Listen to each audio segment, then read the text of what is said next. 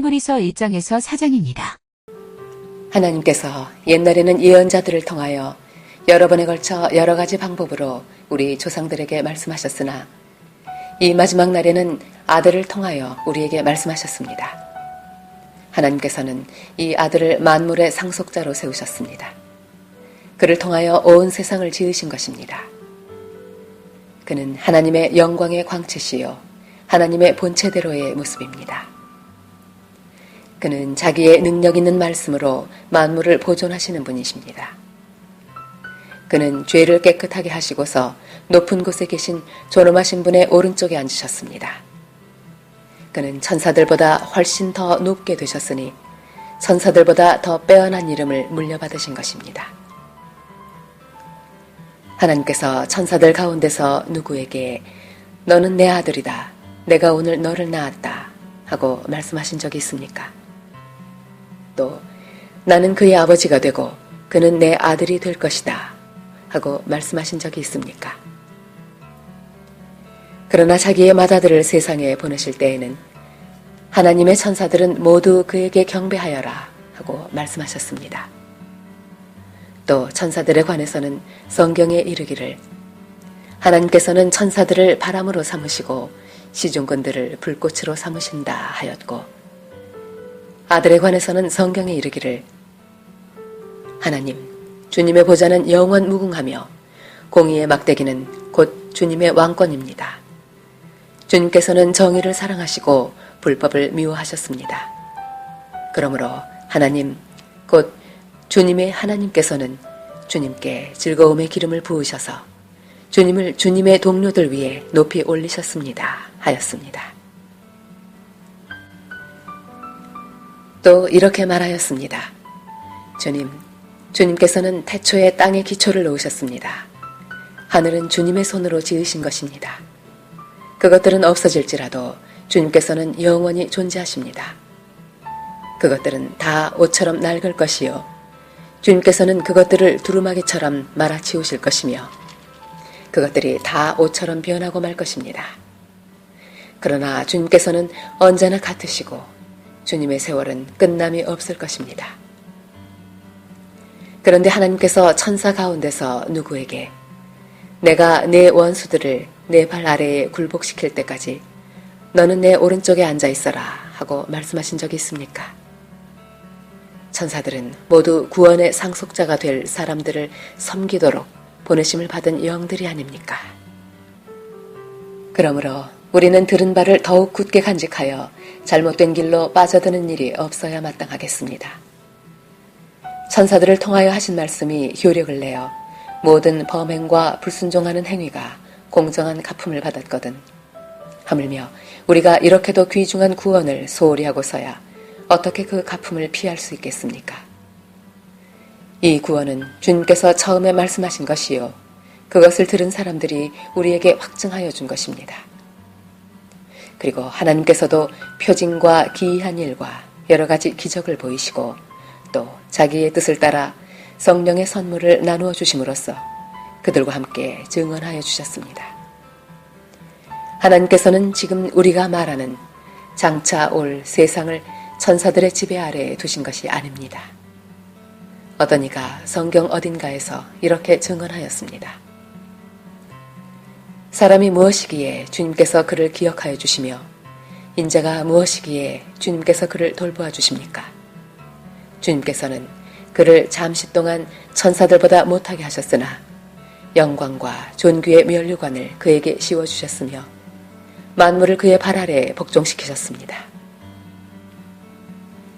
하나님께서 만물을 사람에게 복종시킴으로써 그에게 복종하지 않는 것이라고는 아무것도 없게 하신 것입니다. 그러나 지금 우리가 보기로는 아직도 만물이 다 그에게 복종하고 있는 것은 아닙니다. 예수께서 다만 잠시 동안 천사들보다 낮아지셔서 죽음의 고난을 당하심으로써 영광과 존귀의 면류관을 받아 쓰신 것을 우리가 봅니다. 그는 하나님의 은혜로 모든 사람을 위하여 죽음을 맛보셔야 했습니다. 하나님께서는 만물을 창조하시고 만물을 보존하시는 분이십니다. 그러므로 하나님께서 많은 자녀를 영광에 이끌어 들이실 때에 그들의 구원의 창시자를 고난으로서 완전하게 하신다는 것은 당연한 일입니다. 거룩하게 하시는 분과 거룩하게 되는 사람들은 모두 한 분이신 아버지께 속합니다. 그러므로 예수께서는 그들을 형제 자매라고 부르시기를 부끄러워하지 않으셨습니다. 그리하여 그분은 내가 주님의 이름을 내 형제 자매들에게 선포하며 회중 가운데서 주님을 찬미하겠습니다 하고 말씀하시고 또 나는 그를 신뢰하겠습니다 하고 말씀하시고 보십시오. 내가 여기에 있습니다. 또 하나님께서 내게 주신 자녀들이 여기에 있습니다 하고 말씀하셨습니다. 이 자녀들은 피와 살을 가진 사람들이기에 그도 역시 피와 살을 가지셨습니다. 그것은 그가 죽음을 겪으시고서 죽음의 세력을 쥐고 있는 자, 곧 악마를 멸하시고 또 일생 동안 죽음의 공포 때문에 종노릇하는 사람들을 해방시키시기 위함이었습니다. 사실 주님께서는 천사들을 도와주시는 것이 아니라 아브라함의 자손들을 도와주십니다. 그러므로 그는 모든 점에서 형제 자매들과 같아지셔야만 했습니다. 그것은 그가 하나님 앞에서 자비롭고 성실한 대제사장이 되심으로써 백성의 죄를 대신 갚으시기 위한 것입니다. 그는 몸소 시험을 받아서 고난을 당하셨으므로 시험을 받는 사람들을 도우실 수 있습니다. 그러므로 하늘의 부르심을 함께 받은 거룩한 형제자매 여러분, 우리가 고백하는 신앙의 사도요 대제사장이신 예수를 깊이 생각하십시오. 이 예수는 모세가 하나님의 온 집안에 성실했던 것과 같이 자기를 세우신 분께 성실하였습니다. 집을 지은 사람이 집보다 더 존귀한 것과 같이 예수는 모세보다 더 큰 영광을 누리기에 합당한 분이십니다. 어떠한 집이든지 어떤 사람이 짓습니다. 그러나 모든 것을 지으신 분은 하나님이십니다. 모세는 하나님께서 장차 말씀하시려는 것을 증언하기 위한 일꾼으로서 하나님의 온 집안 사람에게 성실하였습니다. 그러나 그리스도는 아들로서 하나님의 집안 사람을 성실하게 돌보셨습니다. 우리가 그 소망에 대하여 확신과 자부심을 지니고 있으면 우리는 하나님의 집안 사람입니다. 그러므로 성령이 이와 같이 말씀하셨습니다. 오늘 너희가 그의 음성을 듣거든 너희 조상들이 광야에서 시험받던 날에 반역한 것과 같이 너희 마음을 완고하게 하지 말아라. 거기에서 그들은 나를 시험하여 보았고 40년 동안이나 내가 하는 일들을 보았다. 그러므로 나는 그 세대에게 분노해서 말하였다. 그들은 언제나 마음이 미혹되어서 내 길을 알지 못하였다. 내가 진노하여 맹세한 대로 그들은 결코 내 안식에 들어오지 못할 것이다. 형제 자매 여러분 가운데 믿지 않는 악한 마음을 품고서 살아계신 하나님을 떠나는 사람이 아무도 없도록 여러분은 조심하십시오. 오늘이라고 하는 그날 서로 권면하여 아무도 죄의 유혹에 빠져 완고하게 되지 않도록 하십시오. 우리가 처음 믿을 때에 가졌던 확신을 끝까지 가지고 있으면 우리는 그리스도께서 주시는 구원을 함께 누리는 사람이 될 것입니다.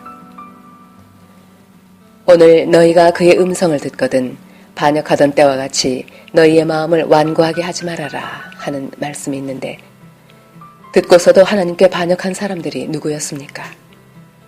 모세의 인도로 이집트에서 나온 사람들 모두가 아니었습니까? 하나님께서 40년 동안 누구에게 진노하셨습니까?